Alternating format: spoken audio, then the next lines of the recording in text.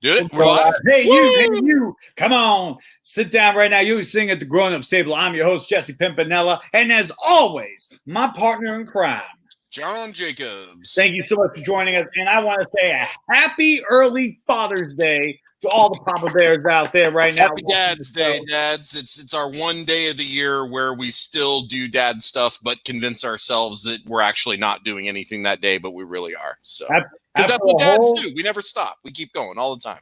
After a whole year of working hard, taking shit, doing shit, and being the best dad ever, you're going to be given a arts and craft picture saying you're the number one dad, and you're going to put that on your refrigerator because you know why? Y'all are the number one dads, man. Absolutely. My heart melts anytime my daughter does stuff like that for me.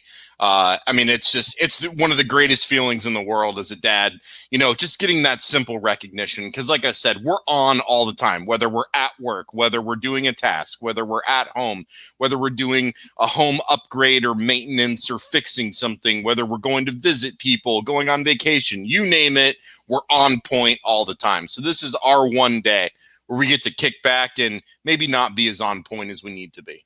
There you have it. But right now, let's get right down to our guest, man. I'm so excited. Our first guy coming onto the show. Now, real quick, our guests are going to scream out their favorite TV dad because that's what today's show's about, TV dads. So he's going to scream it out. So let's bring our first guest on to the screen, Mr. Ryan Hillsman. Ryan! Welcome back, guys? Ryan. So mine's a toss-up between Uncle Phil and Al Bundy. Oh, nice. Excellent choices. Excellent choices. All right. Very good. Let's bring our next guy coming to the stage. Please give it up for Mr. Chris Skaggs, everybody. Chris! Yeah, there he is. Thank you, gentlemen. Thank you. I think I wanted to start mine off with a little bit of a dad joke first. Oh, so, Chris is going to try some comedy here. Quickly, gentlemen, how does the moon cut his hair? How? Eclipse it. Bravo, sir. Bravo, sir. Thank you. Dad joke of the day right there. Perfect. And thank you. And I got to go with Phil Dunphy as my dad. He is the ultimate loser dad. And as I just showed you, me too. That is a straight Phil Dunphy joke, too, that you popped out, by the way. So that's very fitting. All right. Very good choice, Chris. And last but not least, Nigel Daniel, everybody. Woo, Nigel! Yeah. Someone already said Homer Simpson. That's right. It's going to be there the whole show. It's a toss-up for me, Homer Simpson and Uncle Phil from Fresh Prince. Okay. Homer Simpson. Yeah. Interesting. Yeah. All right. So now that we have everybody on the show, and wait, what we got? Oh, Ted. What's Ted up to? I have a whole cabinet full of homemade yet deformed pottery made by my daughter. I love how it's deformed. Yeah. Toast to Ted on that one. Ted. All right. Well, today, guys, we're going to talk about TV fathers because TV fathers, man, for me at least, I grew up with father figures, many different father figures, not the father. So I went to TV dads and learned a lot. So I have an idea what kind of father I want to be. We learned a lot of stuff. We saw things like, I'm going to do it like that. No, I'm not going to do it like that. Ooh, that's messed up. I ain't going to do that. So that's what we're going to be talking about today is just TV dads. And make sure you like and subscribe and comment along with us, everybody, because we want to know what is up and what your opinion is of these awesome TV dads. So basically, we're going to talk about a lot of them. We're going to talk. I know right now a lot of us have been mentioning the TGIF 90s dads. Yeah. So, John, just so we can get some people who may have not lived during the 90s, let's all kind of go around the circle. What were some 90s fathers? We kind of named a bunch of them right now. Do you mean like how you were born after TGI ended on ABC? No. TGI ended in 2000. I was 7 years old at the time, so I kind of watched it. Were your conscious memories even working at 7 years old? Yeah. Watching it on Nick at Night doesn't count. No, gotta be live Friday night. But no, so TGIF was a big time for anybody who was kind of born in that early mid to 90s, 80s time frame because you were a kid during that time. It was on Friday night where they were trying to appeal to families. You know, School most was single done people for the weekend. Yeah. Yeah, most single people are out partying it up. The time slot wasn't that great, so they wanted to do family entertainment. And I'm probably butchering the history, but go with it; it's close enough. So we got the man, Danny Tanner from Full House. And, the great thing about Danny Tanner is Bob Saget is in no way, shape, or form even close to Danny Tanner. No, so, not one, hats off to Bob Saget and his acting ability to be able to play that straight-laced dad, because that's not Bob Saget at all, and everybody knows that. He was the good, wholesome dad. He had the unrealistic job. He was a popular San Francisco TV host. They lived in like a $5 million like row house in like the prime location of San Francisco. None of this made any sense. It was just all pure fantasy. So then we had Step by Step. And we got Patrick Duffy in there playing the dad role in a modern day Brady Bunch. That was interesting. I had forgotten what his job was, but we all talked and reminisced that he owned his own construction company. Little more realistic, but no one's out there marrying Suzanne Summers as a single mom with 3 kids and merging your 3 horny teenage boys into one family. That shit ain't gonna work. It didn't work on the Brady Bunch, and it sure as hell didn't work on Step by Step because they all just wanted to fuck each other. We know this happened. I can say it works on Pornhub pretty good. Right? Yeah, exactly. So. Marcia, I'm stuck in the washer again. Well, let me come unjam you. It's just like loosening his belt, like I'll be right there. So, but then one of the best TGIF dads that we had that we all kind of agreed on was Carl Winslow in Family Matters. Now, this was a realistic family. First of all, they lived in Chicago. All right. He was a beat cop on the force. He risked his life every day, came home to his family. He was a role model and father figures to all the other kids in the neighborhood, including Urkel, who was way extreme. But Carl had a way of toning down Urkel and getting through to him about why Urkel was failing at getting women and like growing up and all of this. He really latched on to Steve. It was kind of that surrogate father to him. He was an amazing father to his kids. They talked about racism. They talked about violence. They talked about how the real world works. They talked about sticking up for yourself. They talked about being a good, decent person. Those were real conversations with those kids. He was a great husband to his wife. Yeah, they had arguments. Yeah, they didn't get along at times, but that's every real life. It's not the picturesque perfect thing. And that's what I loved about Family Matters the most. Out of all the TGIF dads and TGIF shows, I always felt like Family Matters was the most real out of all those, and what I really enjoyed from that little 90s TGIF period we all lived through. Yeah. And just so we know, everybody, we're not just wholly restricting to TGIFs. I want everybody to know that. Bring on your sitcom dads. This is just something we can all relate to start with. But anyways, I want to go to roll call and see some of the dads we had here, and let's talk about them. So Ted Wolf brings up Red Foreman and Archie Bunker. Now these two did not take Red Foreman. Yep, Red Foreman definitely. What are some good takeaways from Red Foreman? What would you dads? What techniques would you use from Red Foreman, you think? Dumbass. Dumbass, my foot going in your ass. Yeah. Wasn't he always threatening to kick Eric's ass too? Like, if you don't go upstairs, like, I'm going to beat the shit out of you. Or so, like, he wouldn't say it that way, but go and make your mother happy. Go do something nice for your mother, or I'm going to kick your ass. Yeah, exactly. Like, there was always an insinuation of getting your ass kicked if you don't get the fuck out of here. Like, it was so great. That's the number one rule of being a dad. Don't bury the headline. Make it simple, get to the point, and let them know what's going to happen. No messing around. How to threaten a kid? Only when they're of age. Wait till they're about 4 or 5. Okay, all right. Yeah, you got to let them grow up a little bit, you know. But I also love how Red Foreman, and we'll talk about this as we talk about other dads. Red Foreman is kind of curt. You know, he's stoic, he's standoffish, he's grumpy, he's always in a bad mood, he's always yelling at his kids and his wife and everything. But that's just on the surface. deep down, he loves his kids, loves his wife. He supports his family. Even when he's in between jobs and going through hard times, he will do anything for his family. And there's one particular episode where he decides to take Kitty out for a night on the town. And it just really solidifies that this is a good husband deep down. It's just that he has that rough exterior. And I like that. I like to project a rough exterior myself because I feel like that's what dads do, because that's all the TV dads I saw. And, my dad was a baby boomer. He was born at the end of the 50s. So he was raised that exact same way and then raised my brother and I that exact same way. So I got a lot of exposure to that type of dad, and I wouldn't trade it for the world. Mm-hmm. That's a dad. That's what I think of when I see or hear the word dad. So it resonates a lot with me.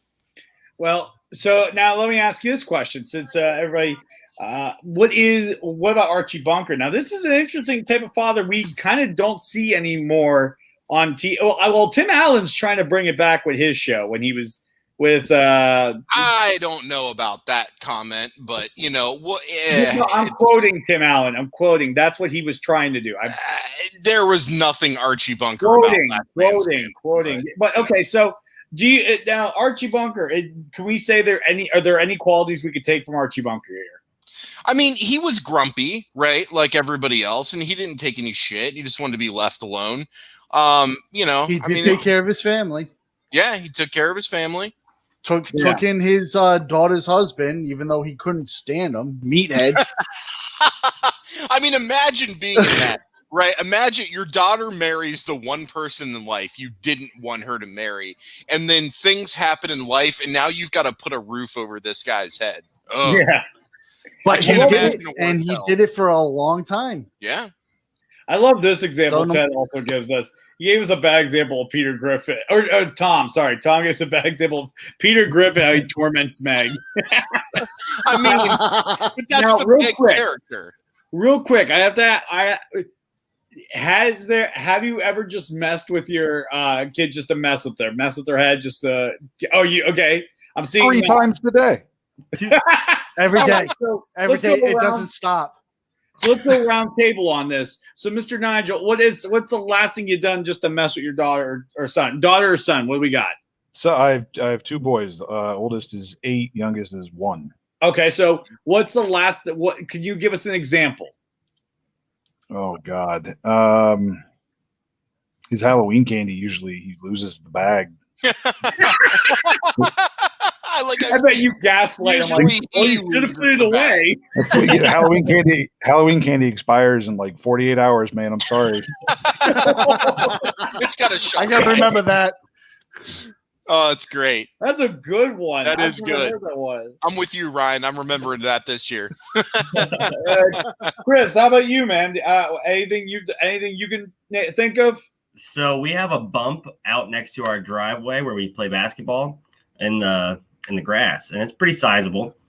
And since from the time we've moved in, I have told him straight faced every single time, there's a dead body under there. It's an Indian burial ground, and it's called Mount Kilauea.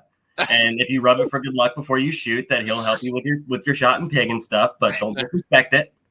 And he's looked at me and he's just like, "Isn't it disrespectful to stand on top of dead people?" I'm like, "No, buddy, it's okay. We rubbed the ground before we stood on it. It's all good, bud."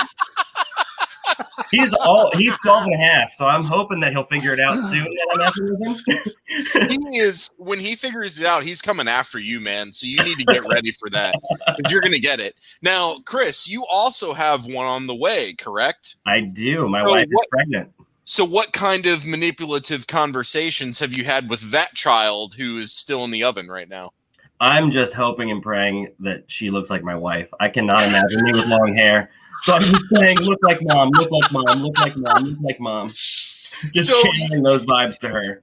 You are giving us permission to make fun of the baby if it comes out looking like you. That's what I'm hearing. With this hairline, you better. Can you imagine just getting your daughter Rogaine for Christmas? For her first birthday, you know this is coming. Here you go. Yeah, get my daughter taken from everybody's me. making fun of my 7-head. I just gave grown men permission to roast my infant daughter. I mean, this is what the dad show's all about, right? This is what it's about. All right, Ryan, how about you? Today, actually. I gave my kid a little bag of chips. I tossed it at him, and he looked at me, had a big, bright smile on his face, and I go, now here's the thing. You can either have a chip and go to bed, or you can sit there as he opens the bag and go, and let him get stale. What do you do? The look on his face, he was just like, I'll just put them away. I'm like, no, go ahead. You can have them. It's all good. He goes to eat one, and then as soon as I heard the crunch, I spun around. I go, bed! Man, I'll tell you. He dropped the bag, and his face just dropped as fast as the bag did. Oh my God, that is so. I can just picture this whole scene happening right now. But Ryan, I will tell you, if I was your kid and you tried to pull that shit with me, I would absolutely shit in your bed that night. Just throwing it out there. Sorry, I was sleepwalking. Sorry, I didn't know. I'm only 8. You can't blame me. Thank Christ my kid can't hear this right now. You're the one that's 40. You're the grown up. You have to deal with it, not me. Oh man. So we're talking about essentially, you know, ways that parents can mess with their kids. But let's switch gears real quick to get to our next segment. What makes a good TV dad? Like we mentioned a lot of the good so we mentioned great examples of TV dads. If we can go around, starting with Ryan this time. Ryan, if you could name the father you mentioned that you thought was great, tell us why you thought he was great. Like what made him like a good TV dad? Well, I mean, no matter what, they take care of their family. They may not like their family all that much. Which family dad was it? I mean, either Uncle Phil or Al Bundy. Yeah. I mean, if you look at Al Bundy, he may not have liked his family all that much. When he openly ripped on them to their face and didn't care. Like when Bud made fun of his car and said, you know, you could probably get, you know, you probably save money just trashing the car. And he goes, yeah, or I could have saved the money when I got a condom when I conceived you. Yeah. You know, but no matter what, he loves his family. Uncle Phil, he took in Will, didn't have to, flew him all the way across the country, took care of him when he didn't have to, and no matter what, he was always there for him, just like Bundy was. Whether it was a bar fight or, you know, needed some kind of advice. I totally agree. And I'm sure you would agree too. The best Uncle Phil moment, hands down, is when Will's dad lets him down again. Oh, and he's yeah. really upset. Wasn't that was like an actual thing, like that that dialogue just rang true to how his dad was. And James Avery saw the look in his eyes, and I think that was actually like a real moment, wasn't it? Oh, it was, yeah. He was talking about his dad. It's like a one-hit shot. He just nailed it. Was that improv, or were they reading lines still? It was reading lines, but I guess Will like kind of channeled what happened with his real dad, because his real dad left him in real life too. And once James Avery saw like how much it was like actually getting to him, that's when he went in for the hug. Yeah. And that was still one of the best moments. And I love that moment for so many reasons, but it really shows the Uncle Phil what the kind of guy he was. He's willing to step up and take Will on as essentially his own son and make him known that he will be there for Will and he will follow through for his promises. And it doesn't matter what this other guy's doing. And it also kind of demonstrates the whole family's not always like blood. You know, family's about who you love and who you care about. A lot of times that's a blood relation, but a lot of times it's not. And that's okay too. The only thing that matters is how you love and care for somebody. That's it. It doesn't matter where they came from. And I think that showing that on a show that early on, you know, in the early to mid 90s on Fresh Prince, that wasn't really a message that was like normal like it is now. And so for a show to put that on there when it did, I give them huge props for taking the risk on that because it paid off gloriously. I mean, that was one of the best scenes like ever in TV, in my opinion. Oh, yeah. One of the best. And it can't be replicated. You cannot replicate that scene again. So that was just huge. So I totally agree with you there. Great. And wasn't Fresh Prince like one of the first actual like TV shows where they depicted somebody without like, whose dad left the family? Yeah. And so, go ahead. Oh, go ahead. Oh, I was just going to say that I think that was kind of one of the starters for that type of family. Now, that obviously came like after Roseanne and stuff, and after Married with Children, where we kind of had the conflicted family. But in terms of like more like a broken type family that wasn't from like a happy-go-lucky Brady Bunch point of view, it was like, no, this is more real down here. Yeah, they were rich in Bel Air, and yeah, he was a judge, but the relationships and the dialogue of the conversations that happen to them is much more important. And I think that trumps anything that happened on Full House, Yeah. So, I mean, it was huge. I remember watching that episode live when it aired, and, my birth father was a piece of shit, and, he passed away when I was 14, and, my stepdad and my mom raised me. I call my stepdad dad, I consider him my dad, but, I related. Yeah, so you get it. I related with that because my birth father was kind of a piece of shit like that too. And so I instantly clicked and related to that. I was like, wow, this is great seeing this dynamic on TV because I've never seen this on TV before. Now I finally have something to relate to.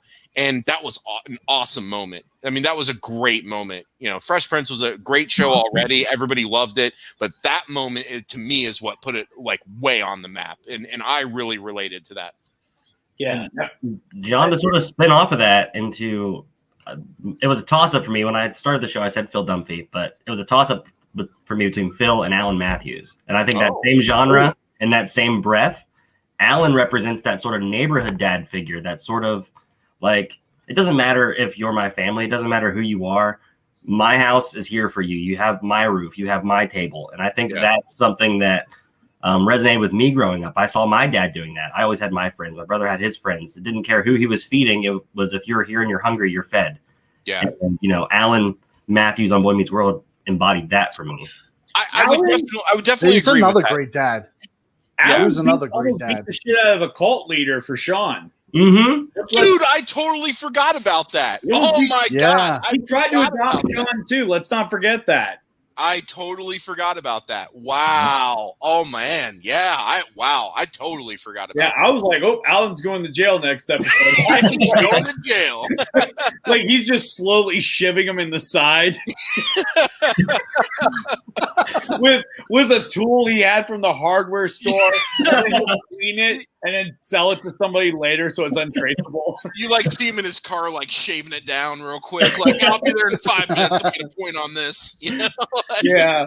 Like, dude, there's times where I was like, Alan's gonna kill somebody. Like, he's gonna murder somebody. Well, I mean, he's so like low key. He very rarely got mad. He did a couple of times. There were a couple shoutings. I think that's what's so dramatic about it. When he got mad, it was you knew shit was about to go down because he doesn't normally get this mad. But I would actually definitely agree with it. That's a really good example too. That I think people who aren't fans of Boy Meets World. So I wasn't a huge fan. I mean, I didn't watch it every week, but I watched plenty of it. I know you guys are obviously way more mega fans than me. Side note, and we'll get back to where we're going. I did not like the new like continuation. I felt like the magic that made the first show so good was kind of lost. Because it was, and I felt the same way about the new Full House. Yes. They went away from what made the shows good, which was the balance of parent stories and kid stories, and then the stories where they intersected. Mm-hmm. But they didn't have that in the newer shows. Everything was siloed. It was like you either get one episode about the parents or one episode about the kids, and that was it. And it was way more about the parents than it was the kids to begin with. And I think that was the biggest problem with those two continuations. But that could be a topic for a completely other show. I want to get back to TV dads. So.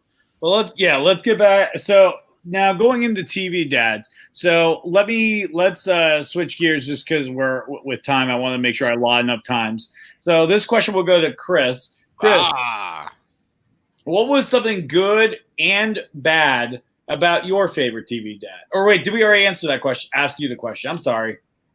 No, we didn't. No. I think that so I'll go back to Phil Dunphy for this one because I'm just going to arbitrarily choose which one that makes it easier to answer each question.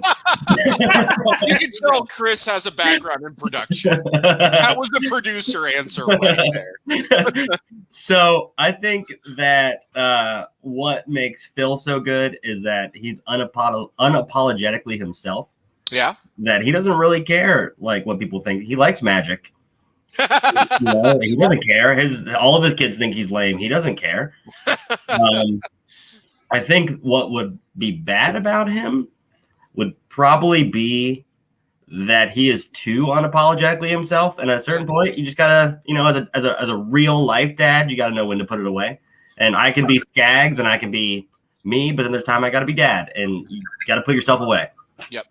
I agree. That's an excellent point. And I think one of the episodes that highlights that is when he gets locked into the porta potty because he's just so naive about trusting people and about, getting this or this happening. And I think he's so trusting to a fault. And then when that gets severed or taken away from him, he has a total breakdown like he did when he got locked in the porta potty. Yep. So Nigel, what about yours? We haven't heard about your. You got Homer Simpson, man. Yes. Well, my original answer was going to be Uncle Phil, but we covered him for a bit. Homer Simpson. He's an idiot, but he loves his family. Who has a job where you need like a 10-year college degree to have? Correct. And he would do anything for his family. He had his dream job for a bit. Right. It was after Lisa was born, and he got the opportunity to get his dream job, which, if I recall correctly, was at a bowling alley. It was something dumb, but it was like his dream. He'd wanted to do it forever. And then when he found out Marge was pregnant, he went back to his job at the power plant. He had to beg for it. Oh, I remember that episode. It was when he was he found out he was having Maggie. Correct. Yeah, correct. Maggie, yeah. And Mr. Burns is like, I'll only take you back on the condition, like, I own you forever. It's in a contract. He even put up a sign in his office that said, "You are here forever." I forgot about that, yeah. It was, don't forget, you're here forever. And then he covered it up with pictures of Maggie and said that made it, covered all the letters except do it for her. So we all have jobs, and we could all see that sign easily being in our office or our workspace at all of our jobs. But Nigel, you just mentioned and I remember the episode you're talking about, which really brought it home and showed that he cared about his kids, where it was to do it for her. And it had all the pictures of he and Maggie and stuff. And those are those like dad moments where like we get sad, you know what I mean? But it's a good sad. So I'll freely admit, the last time I watched Independence Day, which was like a couple of months ago, I fucking cried when the mom dies. Because I'm like, oh my God. Like, put yourself in that situation where you're the dad, you got your kid, your wife was lost, now you found her, but oh my God, she's dying. There's nothing they can do. Aliens are about to blow up the place. You're about to die. Like, I'm just like, oh my God. Like, I can't even put myself in that situation. And so reminiscing about Homer Simpson with Maggie is absolutely true, because when I was in an office, I'm, work from home now, but I'll probably go back to the office eventually. I got pictures of my family up all over the place, because that's what we're motivated for. We're motivated for our family. So I love that example that you brought up. That's a fantastic example. Yeah. Jesse, we didn't hear who your favorite TV dad was. We didn't hear what your favorite TV dad was. Oh, yeah. I didn't. I get a chance. I have two. So I'll give you both. Oh, there's two. Everybody's got two. Well, there's two. Sorry. One is Ken Titus from Christopher Titus's short-lived. Oh, dude, Stacey Keach, man. Oh, One of the best God, that roles was in such my a opinion. great show. Yeah, it was. I that is the funniest thing. I was so glad they finally did a series finale to that show last year. Yeah. They filmed it finally, and they produced it on his website, which I'm so happy they did. But the one I want to talk about, to me, is Dan Connors. Yeah, there we go. I love Dan Connors. You know what? That character, they weren't afraid if you didn't like him, and they weren't afraid if you liked him. They didn't care. He gave a real perspective on blue collar. Absolutely. And like, I'll give you a good episode. And listen, I was mad. I was pissed off when Roseanne screwed up the whole deal with her TV show, because I know her TV show had a lot of healing factors for all of us at that time, because it was talking about like how these families have different beliefs and all that stuff, but no matter what, they love each other and they still accept. They always come together. There was a tolerance that it taught that I don't see anymore in real life. And there was a scene that I loved that was very beautiful. It was hard to watch, but so this, I guess, Dan Connors could not accept the fact that his grandson, or I should say granddaughter, was gender fluid. If I remember correctly, that's what it was. Yeah, both he and Roseanne were struggling with coming to terms. Like, they were afraid that the kid was gonna get like picked on and abused at school and stuff like that. Yeah, and it was a tough episode. It was a tough episode to watch, but to me, I'm like, that's a reality that exists in this world right now. Yeah, there are people going through that. Whether I'm not, and it's not a show to say that this is right or wrong what Dan is feeling, but it's a scary reality that it was showing, and it was brave enough to do that. Because a lot of times you'll see shows where they easily accept somebody, and then sadly that's not the reality. So watching a character that we know and love kind of come off as a jerk because he can't accept something, but watching him struggle and it's overcome with love, there's an inspiring message that things can be overcome with love. And I like that. But Dan Brown, not Dan Brown. Dan Brown's a comedian. Hey, Dan. Dan Connors, he would do anything for his family. He would do absolutely anything. That's why I ignore the last season of Roseanne where he cheats on her and stuff like that. I'm like, that was the stupidest thing. You betrayed the character and who it was and all that stuff. Yeah. So I really like Dan Connors because he was a real person that I feel like I could run into that person. Yeah, absolutely. It's a good character that a lot of people can learn from by example. I'm going to piggyback off that because I agree. He has his own contracting company, but he'll take any job. He'll work any hours. He'll do anything he needs to do to pay the bills. He will go to the bank and beg for money. He'll try to get loans. He'll sell things. I mean, he will not stop taking care of his family, which is fantastic. And he always has that tumultuous relationship with Jackie, which is great comic relief between the two of them. But you know that he still cares for her, loves her, and watches out for her. And there's two examples. Number one I know. Was when Roseanne goes out of town, I forget why, and Jackie stays with them for a couple of days, and then Jackie and Dan start acting like husband and wife, but Jackie's a way better wife than Roseanne was. That was a great episode because it just showed them in the cliche, like, Leave It to Beaver setting where they're all happy and passing stuff off and everyone's get happy at breakfast time. They can't wait to talk to each other. So I thought that was great. But the other one was when he stuck up for her when she was in that abusive relationship with Fisher. And Dan found out that Fisher was beating on Jackie. He went over there and beat the shit out of him, did not even care. And when they came to arrest him, he's like, yeah, I did it. Arrest me. Go ahead. I thought that was like the best move ever because it showed that he cares about Jackie, cares about his family, doesn't care if he has to go spend a night in jail because he taught that dude a lesson. I just want to state some interesting pattern I've been listening to so far. So with the exception of Skaggs, whose father example is happy-go-lucky to a fault, let's see. So I want to make sure. So Nigel, your father that you chose, Homer Simpson, chokes out his son. Mine violently beat up a guy. Was it George Clooney that played Fisher? No, that was Booker, man. Oh, Booker, sorry. No, he beat the shit out of that guy. And then, okay, Nigel, didn't you choose a father that had a violent tendency? No, it was Phil. No, he chose Uncle Phil, man. Don't beat the fuck. Phil came close to like being tough, man. I mean, I'm sure in his dude, day. Al Bundy, come on, the guy who would get into Al fights. Bundy, there we go. So now we're at Al Bundy. Let's spend a couple minutes just talking. Al Bundy. His main thing, when you knew he was get into a fight, the camera would zoom in on his face. He would look at it and go, "Let's rock." Yeah, and then that was it. And then it would always zoom in on his forearms, or he'd be like getting ready to flex or something. Just like, rolling up the sleeves and all right, let's do this.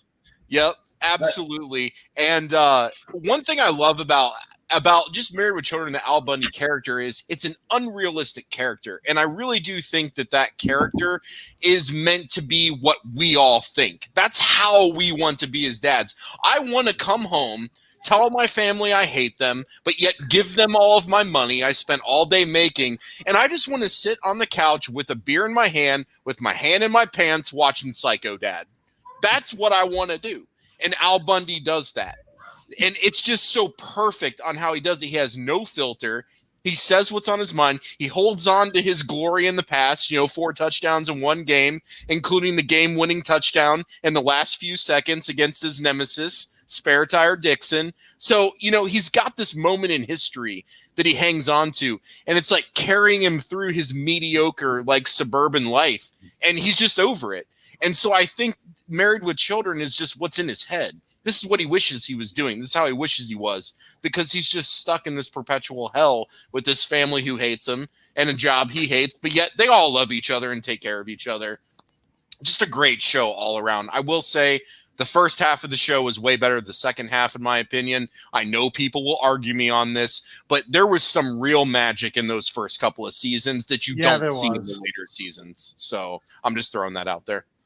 No, I agree with that, even though I loved the show all around, but I do agree with that. He had a lot of great moments.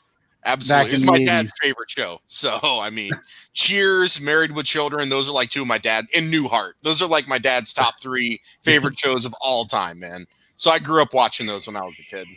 And you know what really helped Married with Children? That amazing theme song. Oh, dude, yeah, absolutely. Sinatra. Love and marriage, love. And I love that, how it was this nice, classy kind of song. And we were about to see a family that's far from that. It was a great juxtaposition, which I always appreciated from that show. Because a lot of times shows don't use their theme songs or anything anymore to help carry a punchline. One of the things I like right now is It's Always Sunny. I'll just use this real quick and then get back to the dad. Is how they use the characters will say something, and then the quick dramatic irony is the title of the episode.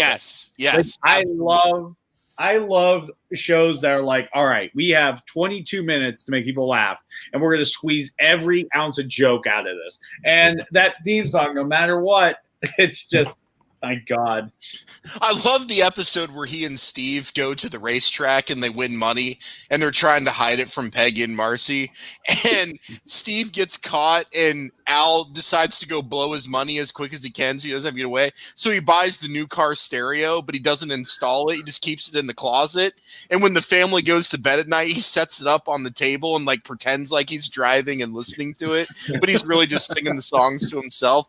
But then he had to sell it because Peggy found out Steve had money and Marcy got it. So then he had to sell it to Steve, but then he took Steve's money as payment for ratting him out. So Al still ended up winning in the end. There you go. Yeah. Now it's those are just classic funny dad sitcoms that that's what makes these characters so lovable and so relatable. I had a teacher in because I went to Catholic high school. She hated that show, but ironically, here's a cool thing. Here's the ironic thing. Ed O'Neill graduated from my high school. Oh, no way. Youngstown, Ohio. Yeah, that's where he came from. Okay. And he actually came to one of the pep rallies because he was in one of the first games against our rival. Which anytime when he was doing that whole speech, I kept hearing 4 touchdowns. Yep. 4 touchdowns. But my teacher hates that is just it hurts the sanctity of marriage. And of course my teacher wasn't married. So it's just I love when people talk about preach the sanctity of marriage and they're not married. But anyways, it was just kind of cool being in Ed O'Neill's presence. Yeah, absolutely. That's awesome. Yeah. Well, no, Ed, no, I'm talking Ted. I'm talking about Ed O'Neill, not actually. But how great would it have been if you did go to Polk High and you had the Polk High jersey, man? Because that's where it's at. I would love to have that jersey. That's the thing. I love niche merchandising from any show. For example, I have a Camp Crystal Lake counselor's shirt. It's not doesn't heavily hit you over the head as Friday the 13th, but having a Polk High School, hell yeah, I would love that. You got to do the Heisman anytime the camera's on you. You got to pull back and do it. Yeah, Al Bundy definitely ranks up there just because he's that dad that just shits on his family and everybody else because he's getting shit on and he just doesn't care anymore. This is his life now. He should have married the hot supermodel, but instead he married Peg, and boom, here we are. So there you go, Al. You chose this. Now you got to deal with it.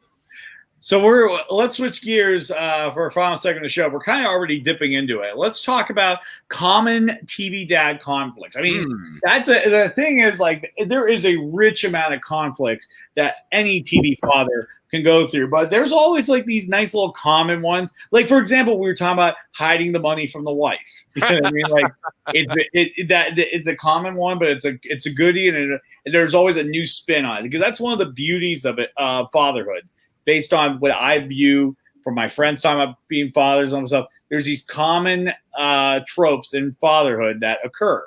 And so it's kind of nice to see this. So let me ask you this. So let's personalize a little bit. What are common TV dad conflicts that you have experienced too? And where did you see them in the TV show? Well, I guess for me personally, you see it every single time, is when the dad starts to struggle with coming to the realization and grasping that the kid is no longer a kid, that they don't look up to you like you're Superman anymore, and you're just another dude telling them what to do during the day. And, you see that, I mean, literally almost every single sitcom that's ever been created has used that as a storyline, the dad or the mom and dad struggling with that. But, with my stepson, he's 12 and a half, going on 13. He's at that stage where he's like, I don't really want the stuffed animals anymore. I don't, care to hang out with you guys anymore. And it's like, geez, like, I got to bribe him with letting him watch Dodgeball or like Happy Gilmore or something to be like, hey, there's some F words in this one. You want to watch it with me? Like, that's what I do. Yeah, absolutely. But like that's the only thing that'll sell him on it anymore. Right, you're right. You're absolutely right. I love how you're using F words like their currencies. Like, how many F words are in this movie? Yeah, make it 7, and we'll call it a hangout. If F words are currency, Dad is loaded, baby. Absolutely. I have to do the same thing. Hey, Lucy, let's watch Spaceballs. Not really. Okay, you want to watch Terminator 2? Oh, yeah. It's like, but you got to go there, Like, you have to go there now. It can't be the, hey, well, let's watch Princess Bride again. Like, Dad, they don't even cuss. I'm like, oh, my God, what happened?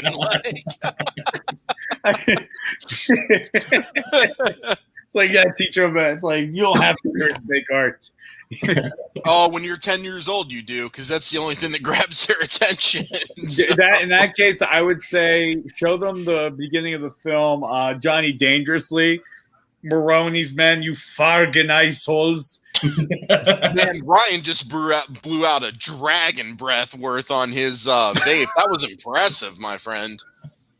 And that's a little one. You should see the one I can do with the big ones. Uh-oh, the big battery. So, Nigel, what are your common conflicts, and are you guilty of any of them? Being stubborn in my ways. That's me. Yep.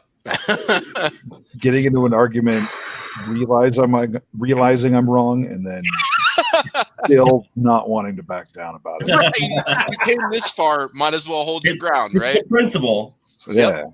I'm gonna win this. I'm doubling down on being fucking wrong. You got to double down. There's no other option. And that really does resonate with lots and lots of TV dads. One that comes to mind is Tim Allen from Home Improvement. He constantly did that all the time.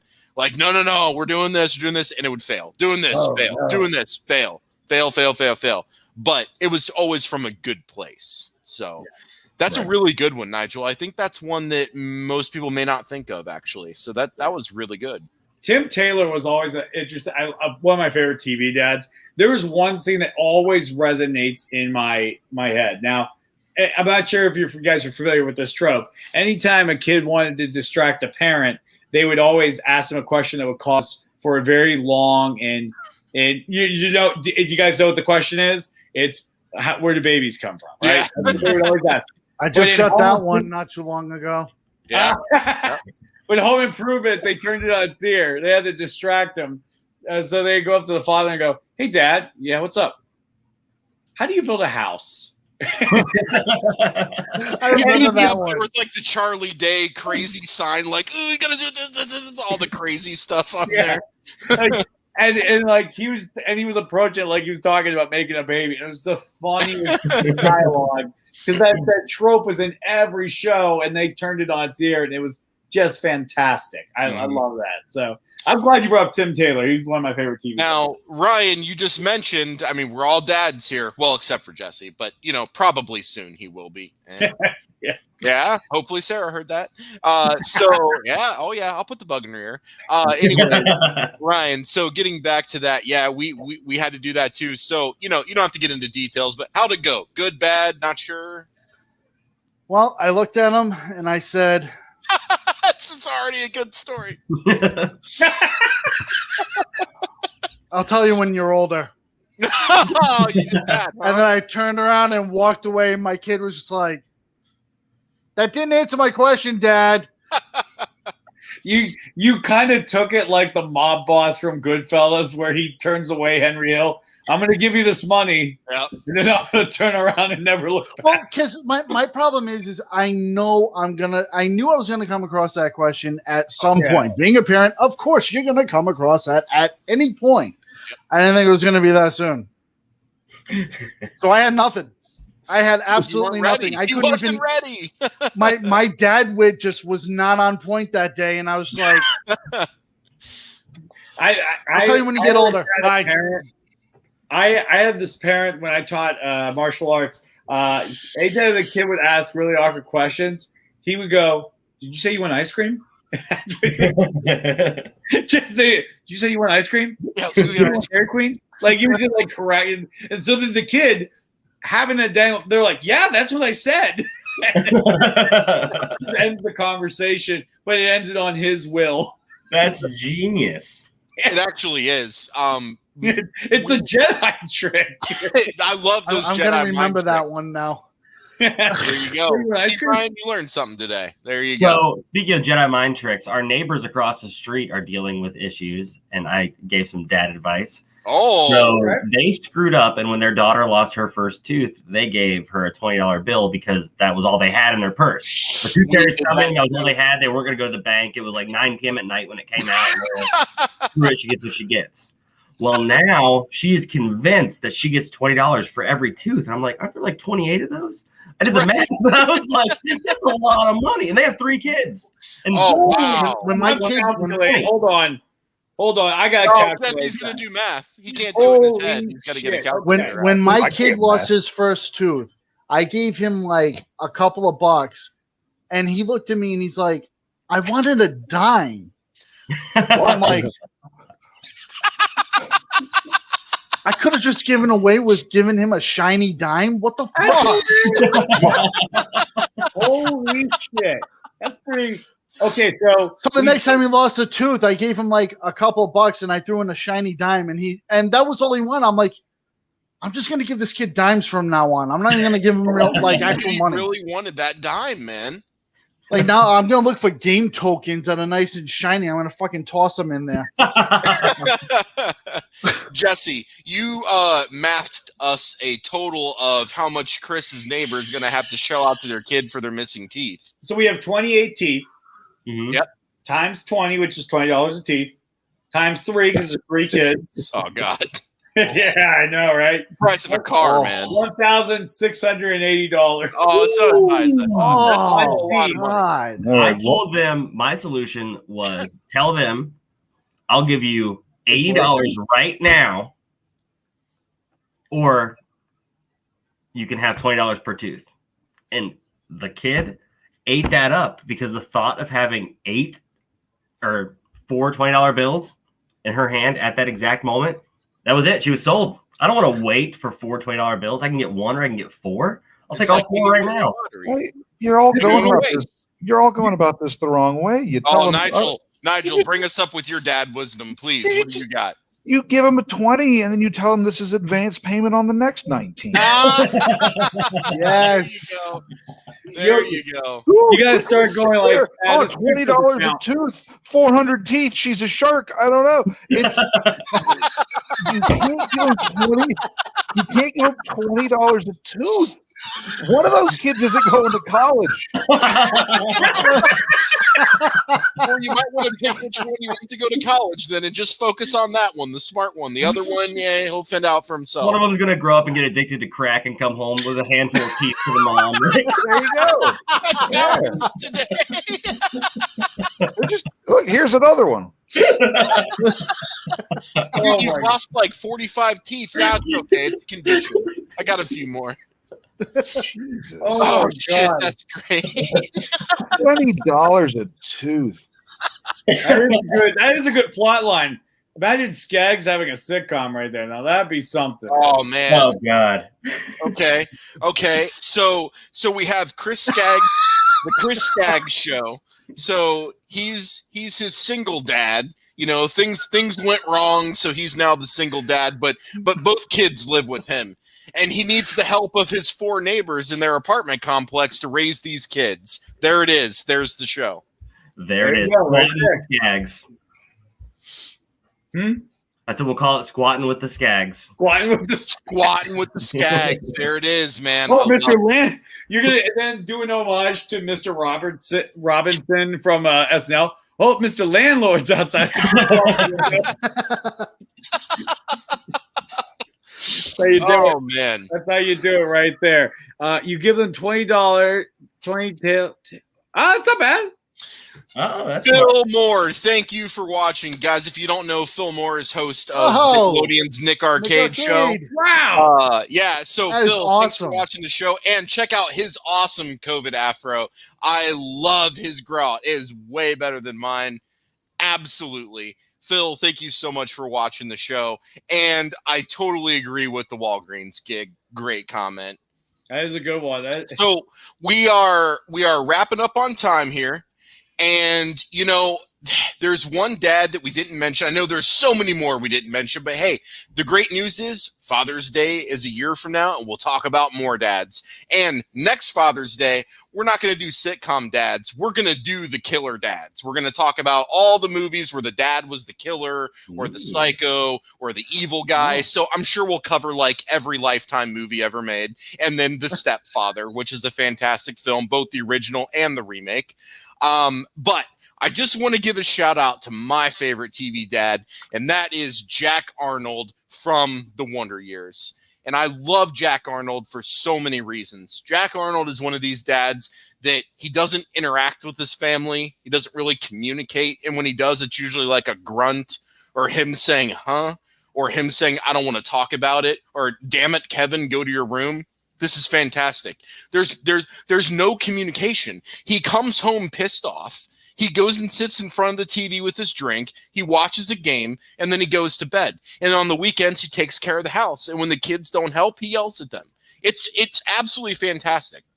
And they show an episode of his job, and you understand why Jack Arnold is this way. First of all, the man was in Korea and survived. Several of his friends were killed in the unit he was in. He's emotionally impacted by Vietnam because he's constantly getting flashbacks of Korea, and he knows what people went through. He's against the draft. He doesn't think that men should be drafted into this war. He doesn't necessarily like his job, and he gets yelled at and shit on all day at his job because he's a distribution manager. So, of course, when he comes home and his wife's nagging him and his kids are nagging him and someone's bike's in the driveway, some kid's there freeloading for a meal, man, he doesn't want none of that shit. He wants to get his drink, go in the backyard, look at his telescope, and unwind because he had the worst day of his life. And I could totally relate to that. If I could get away with communicating people through grunts, I don't want to talk about it, huh, and maybe later, that would be the best way to communicate ever. Then I don't have to get into anything. There's no out. There's no in. It's just like, hey, John, do you want to go to Texas Roadhouse for dinner? All right. Well, Dad's staying home. Bye. Oh, awesome. Now I got an hour and a half of free time. And all I had to do was grunt. That was amazing. So, but again, Jack Arnold cares about his family. There's several episodes where they show him bonding with each one of the kids. There's several episodes where it shows him bonding with his wife, who normally they're arguing about little arbitrary things. So again, it's that whole, yes, this is the rough exterior, but deep down, the man cares about his family and he'll do anything to support them and keep them going. And I think overall, that is what makes a great TV dad. That's pretty sharp ending. Again, that was one of those other dads, just based on everything you said. It makes there was that realism. That it was a real dad. It fleshed him out that way. The job episode that you mentioned, phenomenal. I just want to, before we head out, I want to make sure we get to these comments because you guys, we blew up the comment section today. So yeah, let's see them. I want to give some love to everybody who's listening today. So let's let me back it up a little bit. Oh, Ted brought up Bryan Cranston from Malcolm in the Middle. Awesome suggestion, Ted. Totally agree. I always love the gag ending to Breaking Bad where it's just Hal waking up from a dream. I didn't finish Breaking Bad, but thanks for ruining it for me now. It's not. They didn't actually That's use your that fault. ending. They didn't, Quiet. They didn't use that ending. It was a gag ending. I keep going. Okay. All right. Okay, so let's see. See from the start of. Yep. Much better laughs. Yep. Yeah, I would definitely agree. Definitely agree. You can see that evolution of better writing for TV dads as you went through time. Totally agree. Yeah, that's interesting. I never really thought about that. Here's another good TV dad, Tony Soprano. Yeah, it's pretty good. Yeah. Yeah, pretty good. You did a little impression. Nice. Yeah. You know, I was working I was at work, you know, fucking busting my balls, you know. You guys, I come on here, I talk about it with you guys, you're fungals. Okay. All right, anyways, let's get it. Nigel, hold on. Nigel, you were responding to something Ted said about, like drug dealer scene in some show, and you were like, I'm having flashbacks to the marijuana episode of Seventh Heaven. Dude, oh how my did we not God. talk about Stephen Collins, the child rapist, I was in gonna say, Seventh that's Heaven why. playing a Christian minister dad? Like, how did we miss this? That's next year's episode. He's going to be on the Psycho Dad episode. We could do a whole show just on Seventh Heaven. Oh, we could do a whole show about I don't bad want to, sitcom but dad. we could. I think you want to. I want to. Let's do it. If we did a bad sitcoms dad episode, let's just face it. Hey, man. He's not going to be the number one worst dad. Seventh Heaven was a gem given to this world, okay? You just weren't ready for I it. got to get a new hat for that show. Yeah. What I mean by he's not the worst dad, Bill Cosby will end up taking the cake on the Maybe we could get a TV interview from him from his prison cell. He's not doing anything else right now, so. Oh, man. All right. Please don't say Ross from Friends. As Nigel has said. Excuse me. Oh, Nigel, or Ted, that was hilarious. Do not mention Ross. Oh, shit. Let's see. Who else do we have here? Let's see. Serenity Now! Yeah, there we go. Frank, absolutely. I love that one line with the guy that teaches that. Serenity now, sanity later. It's the man's ear. It's a man's ear. Oh my God. Let's see. This was another thing. Blaming farts on her. Oh, he's talking about the TV show we were talking about. Let's see. What else? Oh, this one will predate me a little bit. That's a good one. Yeah, I mean, the thing with Happy Days, though, is I think that goes kind of in line with what Tom Cook was saying, where the writing for the dads, like Howard Cunningham, to me, was a throwaway character. Now, look, I mean, I didn't sit here and watch every episode of Happy Days from, beginning to end the entire series. But hey, what's up, buddy? Go play. Hey, do you want me to explain the birds and the bees to him real quick? We can get this out of the way right now. You got questions. Someone get me a pen and paper. Let's get to it. He can't hear this right now. I know. That's why I said it. But maybe somebody who was closer to that show can correct me, but it just seemed like there wasn't anything special about his character in terms of dad stuff. I think it was just kind of written there to be a dad in a scene where you needed the dad in a scene. I mean, we all know that the Fonz completely dominated that show. Hank Hill, absolutely. Best propane salesman this side of the Mississippi. God. Oh, so many good characters. So many good characters. But anyway, you want to know what stood out to me?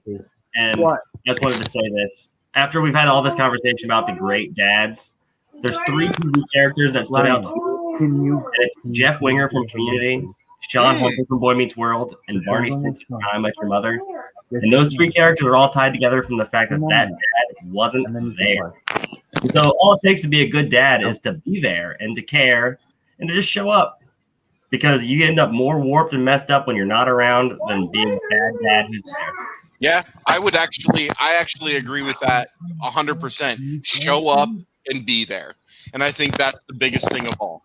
That's absolutely the biggest thing of all. And that completely resonates where we started this conversation, talking about Uncle Phil and how he was there for Will when Will needed him in that moment. I just want to thank Skaggs for ending this show on that really happy note. Usually it ends on a really horrible note. It always ends with a horrible joke. But like right now, I'm touched right now. I'm like, I am. Like Chris touched us all tonight. I'm like, oh, and we didn't get to mention John Wesley Shipp from Dawson's Creek playing Dawson's dad, but that will be for when we ever do that Dawson's Creek episode with Nigel. Dawson's Creek was the whole pre-show production meeting. That was all we talked about. It was, and we didn't even get to it once throughout the main show. Right. That's how it always works with this show. A lot of stuff is said in the pre-production of what we're going to do, and then the comment section's amazing. The conversations are amazing. And then we just throw out the rundown and we get moving. Yep. But hey, that is all the time we got for tonight. I want to say thank you to everybody who tuned in tonight, man. Yes. Ted, Phil, Tom. Let's see. I know we got someone else whose name am I missing? Dan Brown was watching as well. Oh, thank you so much for watching. And my buddy Michael. Michael, there you go. I'm on the other end of this. I want to say thank you guys. Producer Vance was watching. Vance, thank you guys to everybody who tuned in, whether you comment or not. We love you guys so much. I wanted to give a big shout out to our guests today, Ryan, Chris, and Nigel, man. You guys brought A game today. Thank you so much. This has been such a fun show. Make sure you tune in every Wednesday, because we got more for you. And the next week's episode I'm very excited for. We'll be talking about, I believe it's The Conjuring. We'll be talking about The Conjuring trilogy. So yes. we're gonna do a couple different shows. It's too much to cram universe in one show. So we're gonna do trilogy first, and then we'll do a different show later about the spinoffs, because the spinoffs are hit or miss. Yes, exactly. So we'll be talking about that. So tune in for that. Thank you so much, Ted. I appreciate it. And I want to give a quick shout out to everybody who, like I said, to Vance, the producer who produces the goods. Very good. You know, he doesn't fuck around. You know, he gets in there. He does a good. I like it. Listen to that Brando, man. That was perfect. Oh my God. I call upon the favor. Anyways, thank you guys so much for tuning in. We'll be back next week. Until then, I'm Jesse. And I'm John. And you've been sitting at the grown-ups table. Thank you and have an awesome night, everybody. Take care. Thanks.